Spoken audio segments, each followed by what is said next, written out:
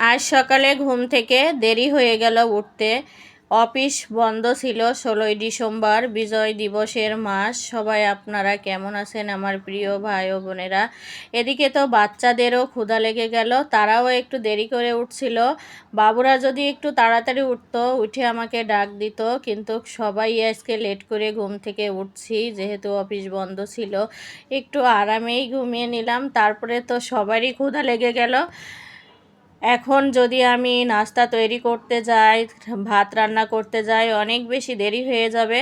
তার জন্য ঝটপট করে 3টা ডিম পোস্ট করে নিলাম আর একটা পাউরুটি নিয়ে আসলাম, যে সকালে এটা দিয়েই নাস্তা করে নিই। আর এটা তো হেলদি খাবার, সবারই খুব পছন্দর খাবার। বাবুরাও অনেক বেশি পছন্দ হয়েছিল এমন খাবার পেয়ে, কারণ পাউরুটি আর ডিম পোস্ট খেতে কিন্তু মাশাআল্লাহ দারুণ লাগে।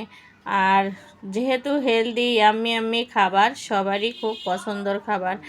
এই তো ডিম পোস্ট আর পাউরুটি খেয়ে নিলাম সকালের নাস্তায়। তারপরে তো দুপুরের রান্না বান্নাও করে নেব, ঘরের একটু কাজ টাজ কমপ্লিট করে তারপরে দুপুরের রান্না বান্নায় যাব। এদিকে তো নিচেই গিয়েছিলাম শিং মাছ, আর এদিকে কই মাছ, দেশি কই মাছ মরে গেছে, সেগুলোই বিক্রি করতেছিল। তা আমি এখান থেকে 1 কেজি শিং মাছ নিয়েছিলাম। শিং মাছগুলো অনেক বড় ছিল। তারপরে শিং মাছগুলো কেটে ধুয়ে ফ্রিজে রেখে দুপুরের রান্নাবান্নায় চলে আসলাম। দুপুরের রান্নাবান্নায় কি করে নেব সেটাও আপনাদের সাথে শেয়ার করে নেব। গিলা কলিজা রান্না করে নিচ্ছি। গিলা কলিজা কেটে ধুয়ে আমি গরম পানির ভিতরে দিয়ে ফুটিয়ে একটু হালকা হলুদ দিয়ে ফুটিয়ে নিয়েছিলাম, কারণ এর গায়ে যে একটা ময়লা থাকে সেটা চলে যাবে। যেমন আমরা গরুর কলিজা রান্না করতে গেলে একটু ভাপ দিয়ে নিই, সেটাও এভাবেই নিলাম। এভাবে নিলে তরকারির কালারটা কিন্তু অনেক ভালো আসে, কালচে আসে না। এই যে ভালো করে কষিয়ে নিচ্ছি, পানি দিব না। নাড়াচাড়া করতে করতে আমার ভালো করে কষানো হয়ে যাবে। এতটুকু পানি দেব যতটুকু পরিমাণে ঝোল রাখবো, মাখা মাখা করে। আর গিলা কলিজা যখন এটা তখনই রান্না করলে কিন্তু খেতে খুব ভালো লাগে। এই তো গিলা কলিজাও আমার রান্না হয়ে গেল। আরও রান্না করে নেব শিং মাছ যে কিনেছিলাম, শিং মাছের ডিম, সেগুলো ভাজি করে নেব। তারপরে মূলা দিয়ে, নতুন আলু দিয়ে, চিংড়ি মাছ দিয়ে রান্না করে নেব। এই দেখেন আমার গিলা কলিজাটা কি দারুণ কালার আসছে। আমার মতো করে আপনারাও এরকম একটু হলুদ দিয়ে চুলায় গরম পানি বসিয়ে ভাপ দিয়ে নেবেন, তাহলে তরকারির কালারটা কিন্তু অনেক বেশি সুন্দর আসবে। এদিকে এই যে শিং মাছের ডিম গিলা কলিজা নামিয়ে ওই কড়াইতেই দিয়ে দিয়েছিলাম। এই যে শিং মাছের ডিম তো একটু কালো কালো হয়, তার জন্য আমি একটু শুকনা মরিচের গুঁড়া, তারপরে হলুদ, লবণ এগুলা দিয়ে একটু জাল করে নিচ্ছিলাম।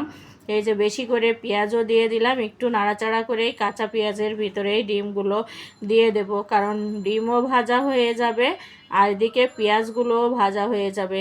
অনেকগুলো ডিম হয়েছিল কিন্তু। আর এই ডিম ভাজি যখন হয়ে গেল, আমার বাচ্চারা, আপনার ভায়া শুধু শুধু বসেই খেয়ে নিয়েছিল। তারপরে নতুন মূলা দিয়ে আমি নতুন আলু দিয়ে গোটা গোটা চিংড়ি দিয়ে রান্না করে নেব। এই তো আমি কি দারুণ করে ডিমটাও ভাজি করে নিলাম আমার প্রিয় ভাই ও বোনেরা। এখন ডিমটা নামিয়ে নিয়ে আমি চিংড়ি আর মূলা তরকারি বসিয়ে দেব। এই 3টি রেসিপি ছিল আজকে আমার দুপুরে। সকালে ছিল ইয়াম্মি ইয়াম্মি নাস্তা, দুপুরে ছিল মজার মজার খাবার দাবারের রেসিপি। এই যে মূলার তরকারিও বসিয়ে দিয়েছিলাম, দেখেন গোটা গোটা চিংড়ি দিয়ে মূলা রান্না করে নিচ্ছিলাম নতুন আলু দিয়ে। আর মূলার মুখে যে ডাঁটা থাকে সেটাও আমি দিয়ে দিয়েছিলাম। এটা খেতে আমার অনেক ভালো লাগে। তরকারির কালারটা অনেক লোভনীয় হয়েছে।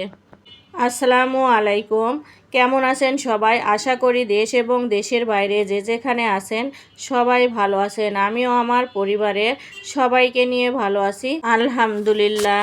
সবাইকে অনুরোধ করব আরেকটি নতুন ভিডিও দেখার জন্য। লাইক দিয়ে সবাই আমার ভিডিওটি দেখা শুরু করবেন। পুরো ভিডিও দেখে আমাকে সুন্দর সুন্দর কমেন্ট করবেন। ডিম ভাজি তো শুধুই খেয়ে নিল, চিংড়ি দেখে আর লোভ সামলাতে পারলো না, প্রথমেই চিংড়ি দিয়ে খাবে, তাই আমি বাচ্চাদের চিংড়ি দিয়েই খাওয়ানো শুরু করেছিলাম। সবাই ভালো থাকবেন, সুস্থ থাকবেন, পরিবারের জন্য দোয়া করবেন। আল্লাহ।